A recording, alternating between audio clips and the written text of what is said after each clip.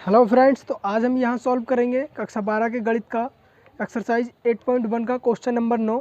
तो आइए हम देखते हैं कि क्वेश्चन नंबर 9 क्या है। परवलय y बराबर एक्स स्क्वायर एवं y बराबर मोड x से घिरे क्षेत्र का क्षेत्रफल हमें ज्ञात करना है इस प्रश्न के अंतर्गत। तो देखेंगे सबसे पहले भाई y बराबर एक्स स्क्वायर, तो ये मैंने आपको पहले वीडियो में भी बताया था। सारे के सारे परवलय, 4 परवलय के किस किस तरफ को बनेंगे ये। तो एक्स स्क्वायर बराबर 4ax की टर्म का जो परवलय होता है उसका जो चित्र बनेगा वो y अक्ष की धनात्मक दिशा की ओर खुला हुआ रहेगा, वो इस प्रकार। ठीक है, तो ये हो जाएगा। पहले चित्र बना लेते हैं इसका, ठीक है, तो ये समझेंगे आगे।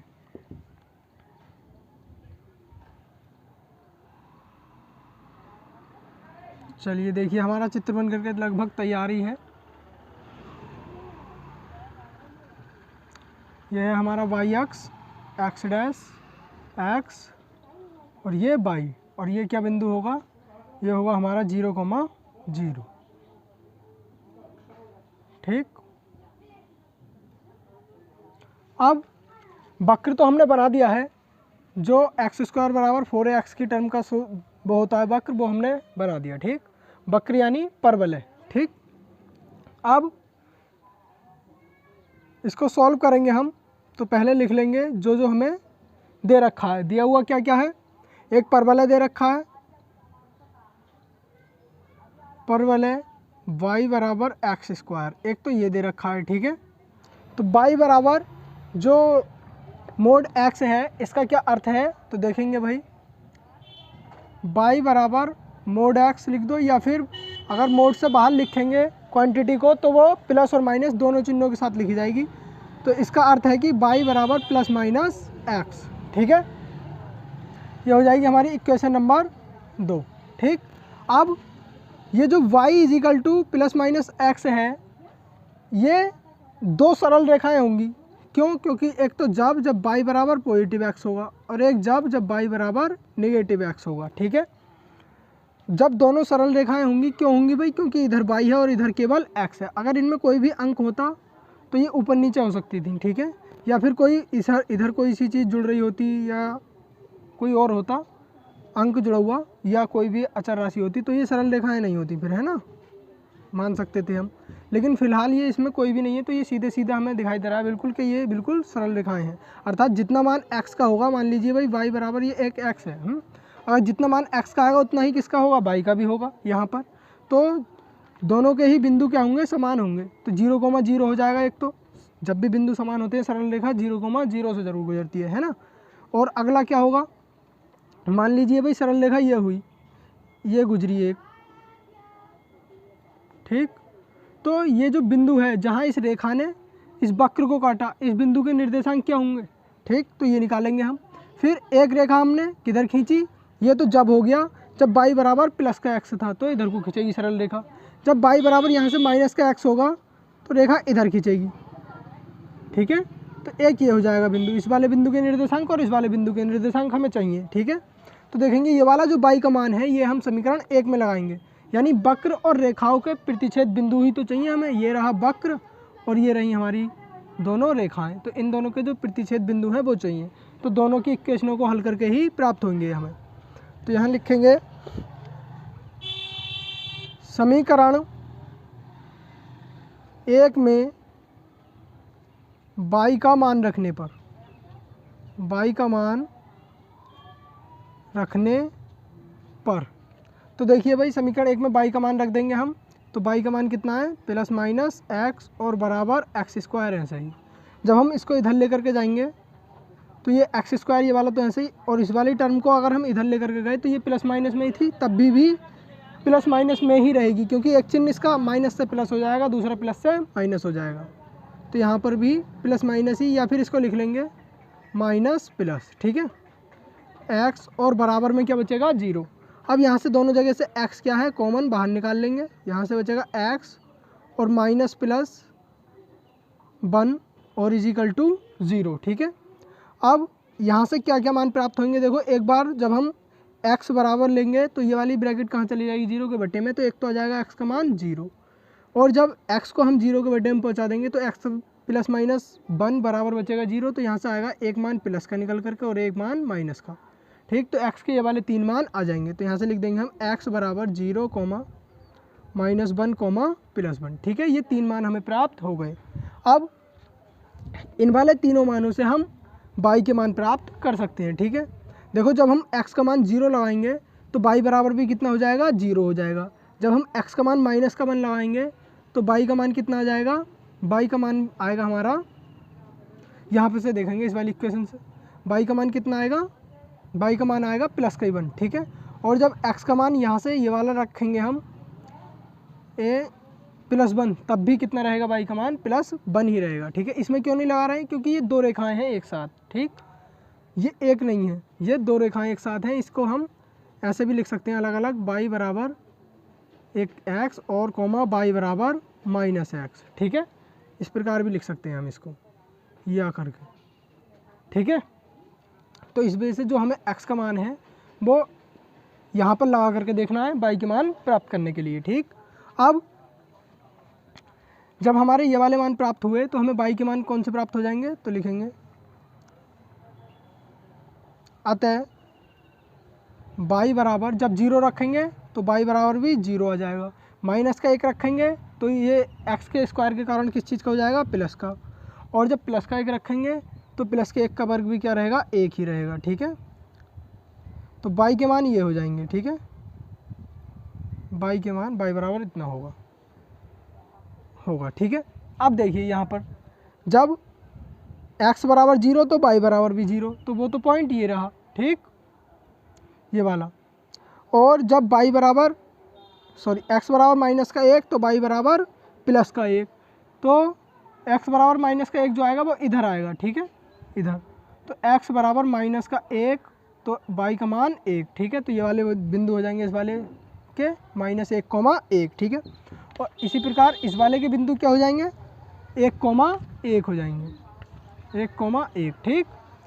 अब इसको यहाँ से डॉट डॉट डॉट डॉट कर लेते हैं, ठीक है, ये, ठीक है भाई। तो दोनों के प्रतिच्छेद बिंदु हमने ज्ञात कर लिए। ये जो होगा यहाँ पे इस वाले बिंदु के निर्देशांक क्या होंगे, 1, 0, ठीक है। आप देखेंगे इसका हमें क्षेत्रफल ज्ञात करना है। इसको कह देंगे बिंदु O, और इसको कह देंगे P, और इसको कह देंगे B, कह दो OPC, ठीक है। चलिए अब हमें क्षेत्रफल ज्ञात करना है। एक तो परवलय और इन दोनों, इससे ये जो रेखाएं हैं, ठीक है, ये 2 रेखाएं हैं वास्तव में, मोड x लग रहा है तो इन दोनों के द्वारा जो घिरा हुआ क्षेत्रफल है वो एक तो देखो ये हुआ इधर, और एक ये रहा इधर, ठीक। इस भाग का हमें क्षेत्रफल ज्ञात करना है। तो एक ही, दोनों ही भाग बराबर होंगे तो हम एक ही भाग का क्षेत्रफल ज्ञात करके और उसी के आगे 2 से गुणा कर देंगे, ठीक है। तो अब निकाल देंगे अभिष्ट क्षेत्रफल। अभिष्ट क्षेत्रफल A बराबर, देखो हमें ज्ञात करना है केवल इतने भाग का क्षेत्रफल, ठीक है। लेकिन जब हम रेखा वाले इक्वेशन से क्षेत्रफल ज्ञात करेंगे इस वाले से, ऊपर वाले से, तो और लिमिट लगाएंगे 0 से 1, तो कितने भाग का आ जाएगा, इस पूरे भाग का क्षेत्रफल प्राप्त हो जाएगा हमें, ठीक है। लेकिन हमें क्षेत्रफल चाहिए केवल ऊपर वाले भाग का, ठीक। तो हमें ये वाला जो भाग है, ये वाला मैं ऐसे दर्शा दे रहा हूँ इसको, ये वाला भाग, इतना क्षेत्रफल हमें घटाना है, ठीक है। जब भाई हम पूरा क्षेत्रफल ज्ञात कर लेंगे यहाँ से इतना, तो हमें चाहिए ऊपर का, तो नीचे वाला क्या करना पड़ेगा, पूरे में से घटा देंगे, ठीक है। तो ऊपर वाला हमें प्राप्त हो जाएगा। तो देखो पहले तो हम पूरे OPC का क्षेत्रफल निकाल लेंगे, ठीक है, OPC का क्षेत्रफल, ठीक, OPC का क्षेत्रफल।